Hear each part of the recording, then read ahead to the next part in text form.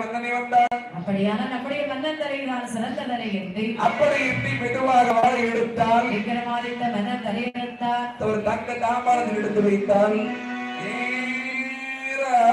உச்சிமா ராணியம்மனுடைய ஆலயத்தை கொண்டு வர்றார். மாதாளி மந்திரியை வைத்தான். அம்மா அம்மா மாதாளி மந்திரி பாபா நீங்கள் கேட்டபடி இதோ தலையை கொண்டு வந்திருக்கிறீர்கள். நான் கேட்டவுடனே காணிக்கை கொண்டு வைத்து விட்டாய். ஆமாம்மா மந்திரி உனக்கு நான் வரம் தருகின்றேன். 2000 வருடம் 2000 உயிர் வாழ வரம் கொடுத்தேன். கொடுத்து விட்டீர்களா? போதுமா?